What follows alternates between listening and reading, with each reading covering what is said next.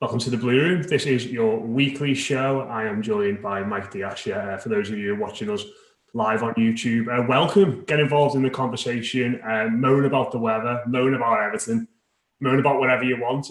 Mike, anything in particular you're moaning about today? I'm going with the weather. Don't like it. It's too hot. I'll never like hot weather ever. No matter where I am in the world, even if someone says we're going to go away, we're going to have a lovely time somewhere that's dead nice. And if it's over 22 degrees, I'm out. Hate it. I think that's probably about my benchmark as well, to be honest, 22. I think that's about as much you can sit out in. If it gets more than that, just absolutely no chance. Honestly, I had a nap before I woke up feeling like a hot water bottle. It was horrible.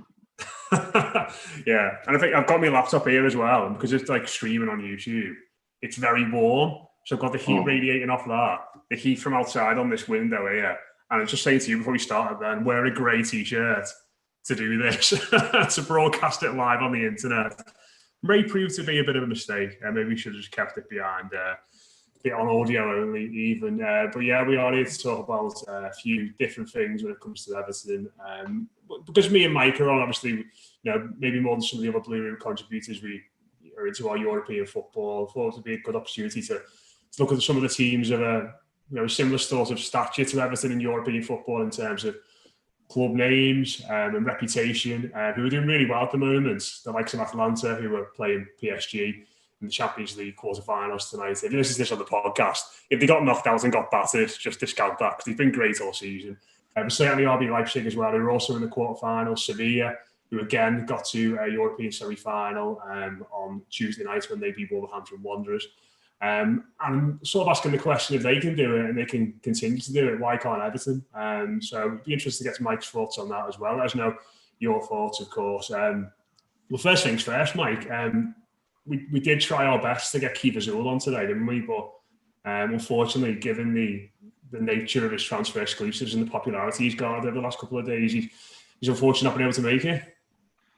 You know what? Someone with that sort of reputation in the game, what can you say? The time is very, very precious. I'm sure he's busy out there at the minute covering all things Newcastle United. So, I'm sure he'll pop his head above the parapet soon. Do you know what, though? In all seriousness, and I know, obviously, we'll all be looking at this and we know Chico and all sorts of stuff he gets up to. I think the fact that not just our fan base latched onto this, a certain portion of our fan base latched onto this, and sort of ran with it. There's rumours accounts, wasn't there, tweeting various things about this interest there.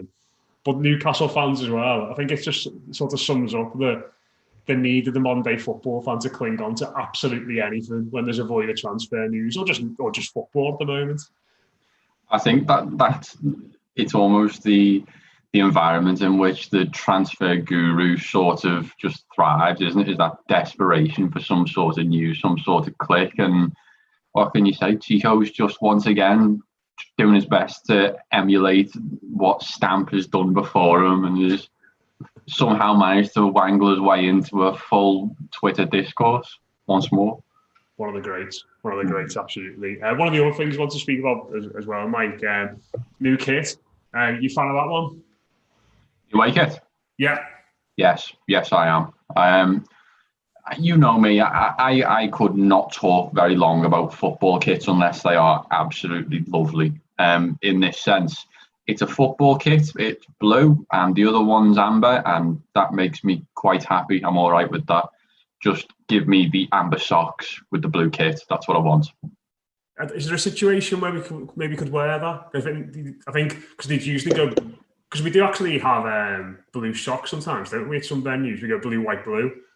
Yeah, I don't like. Do you know what? There's something I don't. People seem to love the all blue against like United and Spurs. I don't know. It's just. I just don't like it very much. It's just a bit Chelsea for me. I'm not a big fan, but I would absolutely love in those situations playing teams with white socks like United's, like your Spurs is when you go away there. It's just whack on the blue kit, whack on the amber socks. Go on. Attention in the 1960s, and it'll all be fine. Yeah, I've seen it in the shop and stuff as well, and in person it does look a lot better. I think we should have mentioned this last week as well in regards to some of the stuff going on with the club and the badges falling off. Apparently, it's not been as many as documented. I think a lot of people have sort of jumped on this bandwagon in the hope of trying to get a bit of free clobber every now and then. But yeah, it's not quite as bad as documented. Although I've seen a few more in regards to the quality issues with Hummel. So fingers crossed again, they are just a minority. But I think if you get the kit and you get the right version of the kit, you're probably going to be happy. And just in general, Mike, as well, like I said, there's no transfer seemingly on the horizon. Højbjerg is a Tottenham Hotspur player. Surprise, surprise. I don't think anyone saw that one coming at all. Gabriel, call me shocked. Yeah, Gabriel Magalhaes still hasn't made his mind up. Who knows what he's been up to? Just keeps posting random pictures on his Twitter feed that people are trying to read too much into, I think, don't they? Honestly, his time frame of a week is like Narnia. Honestly, I feel like every week for the past 6 weeks I've heard he's gonna have a week here and he'll decide in a week. Honestly, he'll end up coming back with like his mate Prince Caspian, some lion he's mates with now, covered in snow. I would love that. And if anyone's from the clubs watching this and we do sign him, there's your announcement video, isn't it? Absolutely. Yeah. Oh no, but I mean, are you getting worried yet, or just sort of, I mean, I know you don't worry about it. I can't imagine you being kept up at night by the fact that Everton haven't signed players. But in context, are you concerned that the club aren't making moves yet, or I've seen a piece today from someone from the Daily Telegraph effectively saying, this is unprecedented for everybody, and there's a reason why clubs are taking longer to figure out how much they should spend on players. There's a reason why clubs are taking a bit longer to decide whether they should sell somebody and what the right price for them is and that sort of thing. It feels only natural that unless you can just go to a club like Leipzig, which Chelsea did with Werner, or like Ajax, which Chelsea did with Ziyech, and say, here's the money you want, we'll have him, thank you. It's going to be a lot harder for everybody. Yeah, I think that's absolutely right. I think less concerned, more frustrated in that sort of Veruca Salt way that I described a few weeks ago, where I want players through the door and I want them now because I'm an absolute child when it comes to Everton. I just want them to be brilliant now. And I think we're all a little bit like that.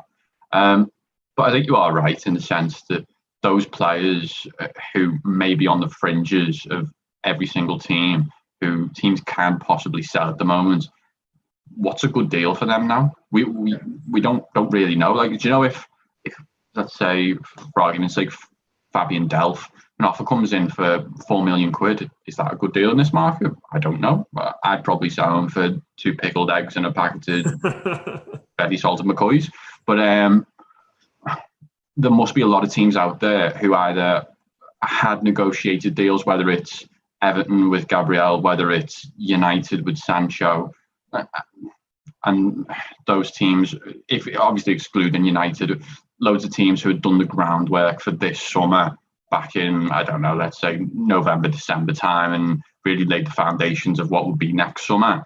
Those plans kind of really just have been thrown up in the air. So the revenues that would have been coming in almost guaranteed now are a lot more shaky. So I can understand it when you take a step back and really do realise that it's not Everton being lax or slow. It's more of a case of absolutely everyone having no idea what's going on in this market. And unless you are a Manchester City or a Chelsea and you have that bank of money to always just go, I can pull this out. Doesn't matter if I've overspent by 20 million on Nathan Ake, because I would have done that anyway just to get him in through the door really quickly, because that's what those teams can do. Like, value for money for Manchester City and to an extent Chelsea and to an extent United aren't really governed by transfer fees. It's more, is the player doing okay? And it's not relative to the actual fee that's brought in. Is the player just doing okay? I think Nicolas Pepe is a really good example of that, and Kepa as well. It's not about the money. Like, if you look at Everton and the scrutiny they are under for Jordan Pickford, and it's like, well, it was a lot of money. And if you look at the context of his performances, and then you compare that to Kepa and the context of his performances for over double the fee, I think that not enough is made of that. And the reason not enough made of that is because it doesn't matter. Whereas for Everton, it really does matter. And that's why, unless you are part of that, like, megalithic level of club, then you are going to have to really wait it out and wait for the dominoes to fall and wait for the first team. And hopefully that is the likes of Spurs and Southampton getting deals done for Kyle Walker-Peters and Højbjerg and those sorts of deals, because suddenly you can then point to other little deals and see how they've gone before then actually deciding, well, maybe is this a good deal? Is this a bad deal for us? So you would hope as the dominoes start to fall over the next couple of weeks, we'll see a little bit more movement throughout the league. Yeah, I'm sort of in the same boat, mate. You know, I think I've probably been able to zone out away from the rumours easier this summer than I have for a long time. You know, at the moment, if I see something about Gabriel come up or I see something about, you know, Højbjerg a couple of weeks ago, you know, I think I've sort of found it easy to just go, well, I'm just going to leave that. I'm not going to click on that. I'm not going to read that because it's probably going to take a while. And while there's frustration, obviously, and, you know, we all know there's a lot of work to do with this squad, and I'm sure the manager and the director of football will be keen to get on. It's not going to be easy to sign players in this market because Everton haven't got that much money. It's a different market for everybody. And ultimately, you might just have to be a little bit patient before we do see some faces through the door. I had one comment on YouTube. Sam Johnson said, blue shirt, white shorts, navy socks is the way forward.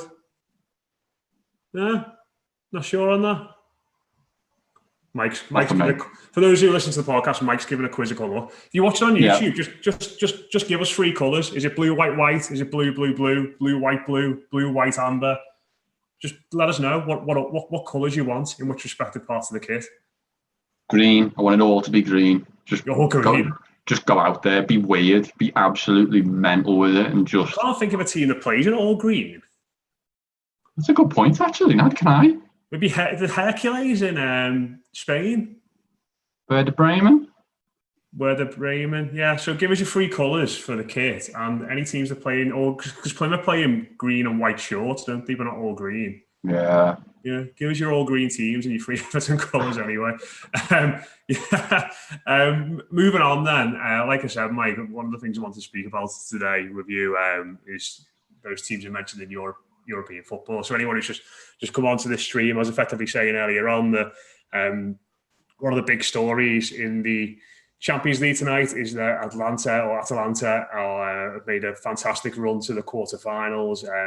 Quite a team from a modest background in Spain, a side that were sort of mid-table to European football not too long ago. Sorry, mid-table to about 7th, 8th. They were finished about the highest, was it, Mike? Not too long ago. Yeah. And in recent years, they've catapulted up to a team that were Juventus' closest challengers for long spells in Serie A this season, and now in the best 8 sides in European football. And also look at Leipzig, who are in the quarterfinals of the Champions League for the first time as well. They play Atletico Madrid. I think that's on Saturday night. I think they're playing, but I'm not entirely sure. Mike's nodding, so I'm going to go with yeah. And of course, Sevilla, who beat Wolves on Tuesday, and they've probably won about 1 million Europa Leagues in the last 10 years, but they're always there. They're always doing things in the right way. And like I said, I think at the start, Mike, you sort of look at those sides and you think about the money they spent.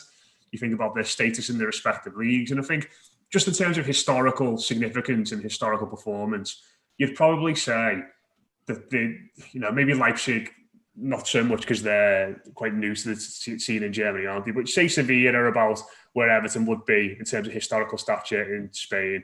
You'd say Atalanta are about where Everton will be in historical stature in terms of Italy. And the teams that have had their issues in recent years, that they've had their instabilities, but you look at them both now, and they are right there competing at the highest level. And they're not clubs that have spent huge amounts of money. They're the teams that have sold the big players in recent years as well. And you sort of look at it and think, well, there's clearly something that they're doing right, which a team like Everton and a lot of teams in the Premier League aren't getting right. So looking at those sides, I suppose take Atalanta first because they're the ones in action tonight. And again, this comes with a caveat that if they get beat by PSG 8-0 in about 2.5 hours and you listen to the podcast, I am sorry about that, but they are good. Trust me, they are good. But they're one of the most exciting teams in European football at the moment, Mike. Probably the most exciting team in European football. And they've done it on a shoestring. Yeah, I think when we go back with Atalanta, I think we talk about Everton's ill-fated Europa League group stage under Ron Koeman. I think me and you, Matt, we did the European football show then, and I can't remember who we spoke to, but we spoke to someone who watched it what was his name? The fellow who supported Juventus. Adam Digby. Something. That was her. Yeah, we spoke to Adam about Atalanta because we didn't actually know all that much about them, to be honest with you, because they were just out of nowhere, just suddenly, all right. And we kind of went there expecting these will be a half-decent Italian outfit. And what we got was just not that at all. It was free-flowing, attacking football that focused on width and transitional passing and just all sorts of combinations, a free-floating number 10 that was just unpredictable. And that has not changed.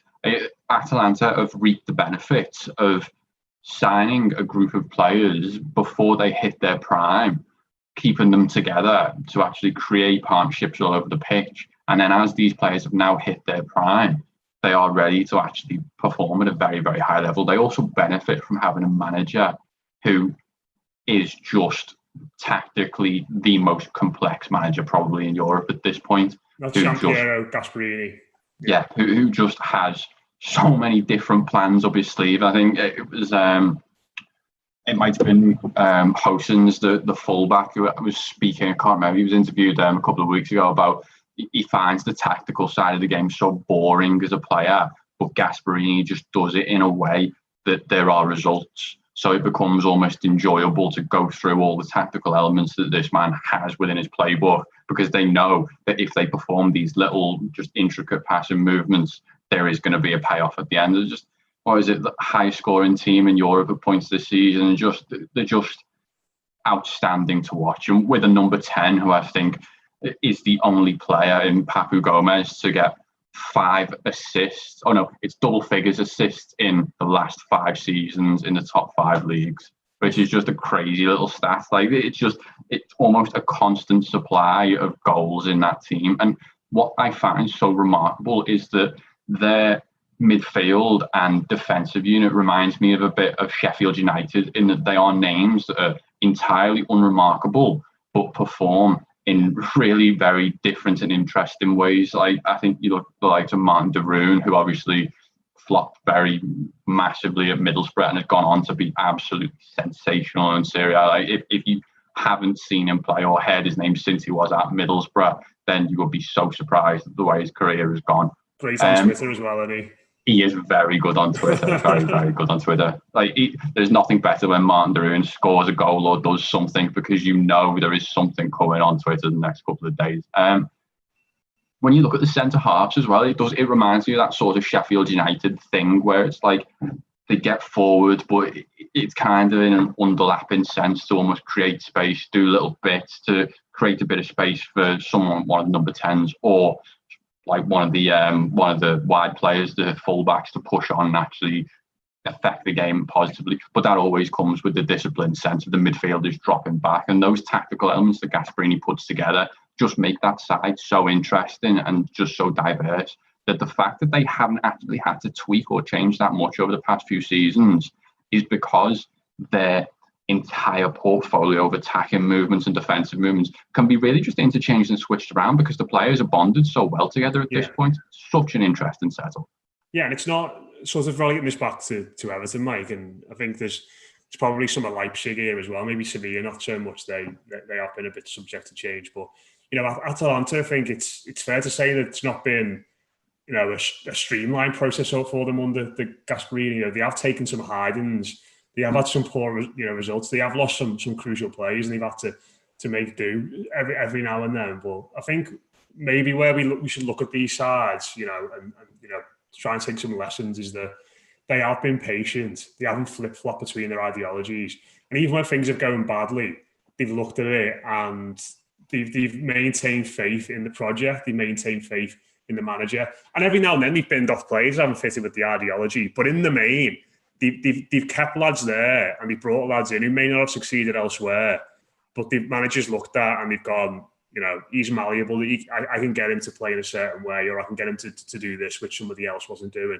I mean, you were sort of speaking about this before we came on air today, and the thing you said to me was that, ultimately we can keep talking about, these players and what's going on at Everton, but a lot of this does just come back to recruitment, doesn't it? It really does. Like the moves that have been made at clubs like Atalanta and Leipzig, not only smart, but smart in very, very almost obvious ways. And you look at the likes of taking someone like Duvan Zapata, who obviously just seemed like such middle of the road journeyman forward who could do a bit of a job holding the ball up for you. And he somehow turned himself into just a proper diverse forward in that setup, and in a way that I don't think I could have ever seen him playing before. Just those moves that you look at in hindsight and you see the player fit so well into a system that they've been playing for so long. It's right in front of your face in a way that most people don't see. Me and you certainly wouldn't see it. It's just that's why these people are paid a hell of a lot of money to pick those things. But as I said, it all comes back to very streamlined recruitment there, because if you pick a player for a system, you are going to more often than not reap the benefits of that. If you're picking systems for players, then you're never going to get anywhere. And I think, well, both of these teams that we're talking about now, Leipzig and Atalanta, pick players to suit the system rather than the other way around. Yeah, and Sevilla as well, so moving on to them before we wrote this background to Everton. They've had a lot more change going on in recent years. You know, they've had various managers since Unai Emery left. You know, they experimented with Sampaoli, didn't they? That sort of worked for a bit before it didn't really work at all after that season when they briefly challenged for the title. Since then, they've tried different styles of coaches, and you know, they've landed on Julen Lopetegui this season, who of course infamously lost his job as Real Madrid. Sorry, got the Real Madrid manager's job, lost his job as Spain manager before the World Cup started in 2018. But I suppose the constant there, Mike, you might look at the players who go in and out the door. Again, they sell most of their key players for profit. This is where I think you look at someone like Sevilla, and it's the significance and the importance of the director of football model. You know, Monchi had a brief spell where he went away to Roma, but ultimately that fella has been the consistent force in that football club for a long time now. And listen, it's not been enough for them to challenge Madrid or Barcelona, really. They've had flirtations with getting up the league and pushing for the title, but they've never been able to sustain it. But in the main, the recruitment he's done has allowed them to constantly challenge for trophies on a domestic level, be mainly the Copa del Rey, where they've got to a few finals down the years as well. And certainly in European football, they are always there or thereabouts. And I think, for me, in terms of recruitment and the model I'd want to see Everton sort of looking to follow, it is them. And, you look at their two centre-halves who played last night against Wolves, Diego Carlos and Koundé. They both arrived this summer for a combined total, I think, of 30 million euros. And if you're selling them this summer, Mike, how much do you think you're getting back for them, roughly? You're going to be, getting 120, probably something like that. Yeah. But that's it. You've hit right on the point there. And you can look at both Leipzig and Sevilla in this sense, is that both of those players have come from France. You're looking at players who come from Nantes, players who come from Bordeaux. And that in itself is the director of football model to a T, because right now you look at Leipzig and you look at Nkunku and players like that, and there's so many. The centre half, I can never remember his name. Upamecano. Yeah, there you go. So you go in and you are buying young French players because there is just such a hotbed of talent there at the moment. Whether it is actually French-born players who've just gone through those systems, there are so many players there to be found, and it seems that directors of football really seem to have got the hooks into a lot of these places. But I would also say that you are right in the sense that these clubs, while Leipzig is a strange one because they don't really have a sense of history, you look at the level Everton subscribe to be at this moment. I wouldn't say they're at any of this level at the moment. Everton are nowhere near this level. They would have to have a very, very good summer to be even touching this level, and to subscribe to anywhere near that, I think you have to recognise what you are. I think there is too much emphasis on the Hollywood signing, and you don't get that at any of these three clubs. What you get is smart recruitment, and more often than not, I'll use an example now, is smart loans. Let's look at left back for Leipzig and left back for Sevilla. You've got Reguilon from Real Madrid who came into Sevilla, and you've got Angelino who came in on loan from Man City. And it's almost... Well, Reguilon, by all accounts, has been the best left back in Spanish footy this year. Exactly. Like, you have to know where you are, and these teams do not turn their nose up at improving a player for 12 months if it means the club improves. Doesn't matter if he's their player or not. If he has an excellent season, comes in and then carries on, that's fine. If he's just going to play somewhere else that is a higher echelon, that's fine, because we can then go and take the next promising talent on loan from another position while we fill in this position. And those sorts of moves are things that Everton embraced very, very rarely. I think the last time we probably saw it was when we brought in Gerard Deulofeu and Romelu Lukaku, and look how well that worked out. Those sorts of moves, Everton seem to have gone past and gone, no, we're a little bit better than that now. I don't think we should be improving other teams' players, when in actual fact, unfortunately, Everton have the reality that they aren't Hollywood. They aren't anywhere near Hollywood. And to get anywhere near there, if it means taking someone who may be Hollywood in 2 years for 12 months, that's the best you're going to do. And that really does help these sorts of teams out, knowing where they are. And do you think it comes back to a bit of the culture of each of those clubs as well? Because I think now, if you're a young player coming through in, one of the best 10 European leagues, and you've got a few players, there's a bit of buzz around you, and you've got a few high-profile clubs after you. I think not only do you look at those clubs and say, look at the players that have developed at Atalanta, look at the players that have developed at Sevilla and Leipzig. Dortmund are the ultimate example of this, aren't they? If you're a young footballer between the age of 17 and 21, and you're a bit raw, but you've got all the tools to go to the top level, that's the club you want to go to, because you'll be there for 2-3 years, you'll develop really well, and they'll sell you eventually when the price is right in a few years' time, because that is their niche, that is what they're all about. But I think where Everton have tried to do that sometimes, Mike, in the past, and you look at players like Sandro when he came in, Ademola Lookman. You mentioned Deulofeu there. I think when he signed permanently, he was still 20 or 21, something like that.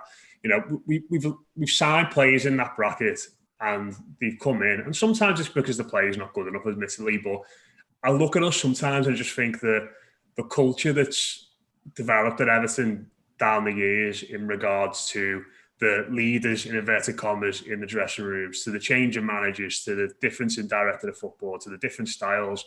It's not just these players coming in and not being good enough. It's not, the ground's not fertile for these lads to grow, if that makes sense. Think of them as seeds you put in some soil. It's effectively putting them in a pot with no soil in, or rotten soil or waterlogged soil. It feels like that sort of thing. And I think before we look at, I suppose we need to bring in better players, that goes without saying.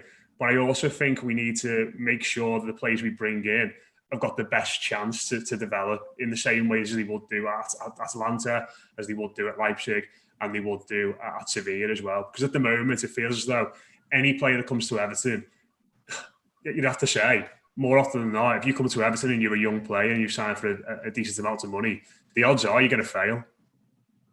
Yeah, it's quite an inverse thing at the moment, is that the less money that Everton spend on players, it's almost the more chance that they have at this point. In a weird way, you look at the likes of Mason Holgate, Dominic Calvert-Lewin and those sorts of players, whereas look at someone like Moise Kean and you think it's almost as if that the framework is really not in place at the moment. I don't know if that's from the sense of, obviously, because Leipzig and Dortmund really do market themselves, as you say, as those clubs that can really adapt to an international framework, to welcome players from all around the world to come into a system, whether they are South Korean, whether they're English, whether they are Spanish, whether they're African. There are so many different players from different places that you could bring in and will gel quite nicely within those setups. And Everton don't really seem to subscribe to that at all. Obviously, I think it's a lot easier for English players to really transition into that mode because Everton just don't have that international framework and haven't got that culture right from a position of, because those players will always see the club as a stepping stone, and Everton sort of are off-footed by that slightly, unless you've got a really jarring one like Romelu Lukaku, who didn't really care at all and was just like, this is my career and we are just on completely different wavelengths now and it's just how it's going to be and I'm fine with that. Whereas some players don't quite seem to get that rapport back with Everton from an international sense. And I think that is one thing they've really struggled with. I don't feel as though that's necessarily just an Everton thing. It feels like that's the case throughout the Premier League. You know, there's this opinion, I think, from fans of most Premier League clubs that, you know, if any of those teams outside the top six sells one of their best players this summer, you know, you can absolutely guarantee if you went on a forum or you hashtag one of their, you know, EFC or LCFC or WHUFC, etc., you would have people on there on those hashtags saying, well, you can't get anywhere or you can't challenge for anything if you keep selling your best players. And let's be honest, those clubs that we've spoken about there have proved that's utter bollocks. And, you know, as much as it will be gutting if Richarlison left either this summer or next summer, or Dominic Calvert-Lewin, or Mason Holgate, or potential great youngster we signed this summer who has a trailblazing 2 years and goes, I think it's maybe we need to get out of that mentality that, you know, we've got to cling on to these lads, because if you've got the right tools in place, those sides on the continent have shown that you can reinvest and you can build a better side, and you can keep doing it and keep doing it and keep doing it. And while, you know, you're not going to be challenging for league titles necessarily, you know, let's be honest, we're a million miles away from that. Yeah, that's not even something a club like Everton should be thinking about. It's about going from D to C at the moment. It's never mind from D to B or D to A. Yeah, absolutely. I do think the mindset is a very big thing. And do you know what? That's a really hard thing to change. I completely understand that for people, but we spoke about this probably a couple of months ago, and it was a conversation we had that was sort of prefaced with the idea of it's okay to sell players. There doesn't always have to be a sense of animosity or failure on the part of Everton. Obviously, you can look back at some certain ones and categorically say it's a failure, but when you look at someone like Romelu Lukaku, it didn't have to be a failure to sell Romelu Lukaku, which even 2 years after he went, Farhad Mashiri treated it as a failure, and Steve Walsh treated it as a failure, even though it was on the cards for well over a year before it happened. And those sorts of things really do need to change from fan to owner to director. And I think that bringing in Marcel Brands is good in this respect, because he is someone who, well, obviously does understand that, because he's done it so many times before at PSV. He's worked within that model. It is okay to sell players and actually then reinvest that money, because it can be done properly and it can be done well. I think the issues arise when you have people above you, necessarily above you, who really jar with that, and the idea that they almost think that it's a bit of a slight if someone like Chelsea or Man United come in for their players and just take them off them and just go, yeah. Or if RB Leipzig want to sign the youngster that Everton want to play, it was almost a bit of a slight at that point, where you're like, you almost fight tooth and nail against it for an entire summer, instead of going, okay, let's negotiate the best deal we can and also work a way we can reinvest that quite smartly, because that's the way that it should be done. Because without that effort going into almost just kicking and screaming against the tide, you can actually work together to actually put together a life raft to get you out of the situation in the first place. Yeah, but I suppose that one of the other issues Everton have got is that aside from Richarlison and maybe Calvert-Lewin and maybe Mason Holgate, Luka Dean as well, you know, there's not a huge amount of assets there, is there? And, you know, it feels as though if we're going to sell anybody on for big money in the coming years, then they may have to come through the door this summer or in January. I've had a few comments on YouTube. Have you got any thoughts on this, by the way? Please do get in touch. We're after everyone's point of view, questions, etc., etc. Wayne Harrison said, "Are you all right, lads?" Yeah, I'm fine. Just a bit hot. Probably tell by the flatness of my hair. I am gradually starting to melt as this goes on. I'm sinking into the seat here. Yeah, it's not pleasant. It's not pleasant.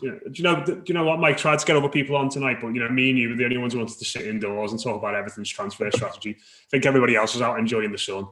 I think we need to reassess things, don't we? Probably do need to reassess. We should have probably just done this outside, thinking about it. Although we want to be on YouTube, maybe we'll reassess that going forward. Chris Hammond has said, away amber, blue, amber.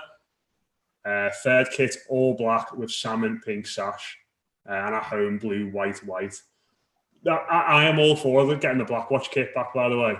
Yeah, I like that. That would be one I'd absolutely love to see. Me and Mark and Nick made we had that on a flag for the Wembley semi-final in 2009. Don't know where it is now, but teams that play in green. Chapecoense playing all green, and Saint Etienne are all green too. Saint Etienne, that's a good shout. That is a good shout. Give us your thoughts on teams that play in all green. We were saying at the start of the show, we're not entirely sure if there are any out there. Sam Johnson has said if we could only sign one midfielder in this window, which one would you go for? I'm going to add within reason to the end of that, Mike, for you. I think my choice would probably be Marc Roca from Espanyol. Or, I don't know, see, I'd go one of two ways. I think there are two very different options I would go with, depending on how Everton are going to play next season.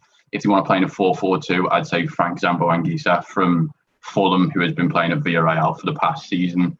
You get him for about £25 million, about the price that Everton are rumoured to be able to spend on players at max. He's had a very, very good season. He was deployed very badly at Fulham. To be honest with you, if I was Fulham, I'd keep him. I'd bring him back to the Premier League playing properly, because that fella would be worth £50 million upwards next season if he has a good season. It doesn't look like he's going to go to Villarreal, apparently, because they've signed Pereiro and Coquelin, haven't they? Yeah, I don't think there's any chance he goes there. And the agreed fee was about £22 million to make it permanent. And obviously Villarreal's finances are not there to make that deal. And they're getting, I think, was it Pereiro and Coquelin for about £8 million or something? I mean, talk about good business, my word.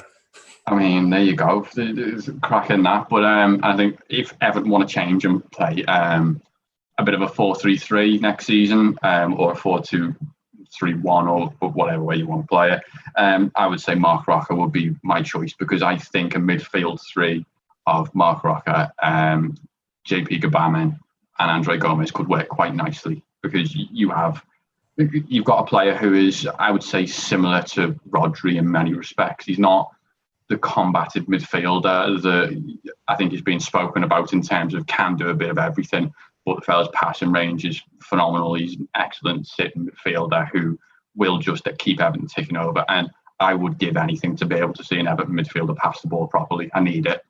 Yeah, yeah, I do like him. He sort of, whenever I've watched him a little bit, or the player I'm going to compare him to didn't work out for him in English football, but a bit like Roque Mesa when he was doing really well. He was at Las Palmas, wasn't he, in La Liga? He came to end up at Swansea, didn't he? But didn't Swansea, yeah. Didn't quite work out for him. But then he went back to Seville and did all right again for a little bit. But he did. But he would definitely be my choice, because his price, he's got a relegation release clause there. I think it's about €30 million, so about that price that Everton seem to be okay with spending.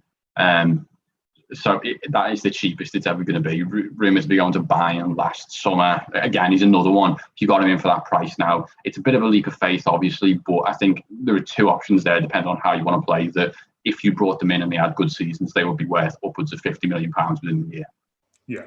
Yeah, absolutely, mate. We had another question from Dan. He said, Brands excelled at the buy low, sell high model at PSV. But at Everton, most of his signings have been £30 million players we've all heard of. Do you think he's under pressure from Mashiri to buy big players, in inverted commas? Interesting one, actually, isn't it? Mashiri's obviously been one to get involved in transfer dealings in the past. He's made clear that he's been involved in negotiations. Perhaps it wouldn't be a huge surprise if that was the case. Yeah, obviously, there's only so much you can comment on that without actually being in the room to know. But from what we've heard from people who do actually know their onions and this sort of thing, it does seem like Farhad Mashiri's the sort of fella who calls up Marcel Brands at 2:00 in the morning asking him if Everton can sign Philip Coutinho. Don't know about you, but that gives me the willies a little bit. I don't like that. Yeah. So I don't know. Getting a call from Farhad Mashiri at 2 a.m. Send me west. That Good evening, Marcel. Send me west. I think that obviously it has to be caveated by the fact that he bought low and sold high mainly because he was at PSV Eindhoven. It is much harder to buy low in the Premier League, no matter who the player is. You could be a League Two player like Jared Branthwaite, and you will need to be paying upwards of £1 million to secure that young player. Yeah. Or if you want to sign someone like Pierre-Emile Højbjerg, then you are looking at £20 million to sign that player with a year left on his deal. Well, it's much harder for a Premier League club. And I think the one thing that we do have to preface this entire chat with. We probably should have said at the start, when we look at the likes of the successful models as Sevilla, Dortmund's, Atalanta's, Leipzig's, the fees that they pay are a lot less because the Premier League tax straight away is ridiculous. Yeah. You've only got to look at the money that United complain about having to spend every year because they are Manchester United and there is a Manchester United tax, etc., etc. Well, it's the same for the entirety of the Premier League. If you win that market, you have to pay bigger money. And if those players do fail, then it's a lot more glaring because it's a lot harder to get rid of them because of the wages they are on, which are just so big, much bigger than anywhere else in Europe. But going back to the question, I do think there is a sense of pressure on him to be within that Hollywood bracket. Like I said before, I think it jars from the level of ownership to the level of directorship. Is you've brought someone in to really steer the ship, to do a job that he's done before. And to me, the best owner is a silent owner, is someone who just sits back and lets the people get on with what they are there to do. Yeah, totally agree, mate. One final thing before we wrap up today. So you're tweeting about this earlier, probably towards the end of last week, actually. Anthony Robertson looks like he's going to Sheffield United. For about £2 million from Wigan. Obviously, someone who knows the club, has been through the academy, was let go. Has done all right in the Championship by all accounts. And obviously, a lot of people sort of saying, why weren't Everton in the market for him? I suppose it would have made sense, but there are other things to consider here with this one, aren't there? I suppose mainly what the player himself would have been thinking about it. Oh, Mike is gone. Mike is not there at the moment. We'll try and get him back before we wrap up today. But yeah, just on Anthony Robinson, as somebody who I do like as a player. Mike, are you there again? Yeah, you're back. We're here. Did you hear my question about Anthony Robinson? No? Hello? There we go. We'll give Mike one more chance. Maybe he was that annoyed by potentially asking about Anthony Robinson. He's decided to jib it off. But yeah, we are pretty much out of time on today's show anyway. Cheers to Mike. I hope you enjoyed the discussion on all things European football. If you want to check out the rest of the stuff we've got coming on this week, we have got Kickabout, which is coming out tomorrow. It'll be myself and Kate Riley-James on that with Rob Vera. We've also got a transfer show on Friday coming up. Me and Rob will be on that one as well, along with Mike Greenall, who I'm sure you've all seen, has done some excellent pieces for Toffee Analysis. Mike is back now. Mike Greenall is on Friday with me and Rob. Finally, Mike, just before we do go, Anthony Robinson for the third time. Yeah. Would you like to see Everton go back in for him? Absolutely. I think it would have been a no-brainer of a deal. What's he gone for? £2 million, is it? Yeah. Sure. You'd look at an unexpected issue arising in that left-back position. You think you need a player who fits into the club structure, who fits into the culture of the club, who has relationships with many of the people there. You don't need to do very many tests into the player's attitude because you know people who've worked there before. He's homegrown. He wouldn't have commanded anywhere near the wages Leighton Baines does. He left because he was getting nowhere near the first team. I'm sorry, but he would have been in exactly the same situation here that he will be at Sheffield United, because he'll be behind Ender Stevens straight away, who is pretty good fullback by all accounts. He would come into that setup straight away and be like, right, you are the second choice left back, fight for that shirt. That would, I think, if you went in with that setup, you couldn't have gone far wrong, and it would have been a smart signing for me, I think. Yeah, I think it would have been an easy one where you can just say, we'll get him in. He knows a lot about the club. He's going to play the odd game here and now and then. And we don't have to really worry about left back next season. That's absolutely fine. You've got Luca Dean, who's one of the best in the league, and then you've got two young lads who we brought in the summer who can sort of adjust that out for that second spot. But I don't know, maybe he sort of looked at it and gone, well, Everton let me go once, didn't think I was good enough then. Maybe a new challenge. Maybe he's looked at it and thought Sheffield United finished higher in the league table last season, showed a bit more interest and intent in me. I'm going to go there. These things are multi-layered, of course. But yeah, we are out of time now. I'm actually going to wrap this up now. Mike did join us there for some crucial Anthony Robertson insight. I'm sure you all appreciate that. thanks very much to everybody who got involved in the comments. Thanks very much to everybody who listens to this on the podcast as well. Like I said, we've got a lot of stuff coming up this week here on the Blue Room. Do check it out, and we'll speak to you again soon.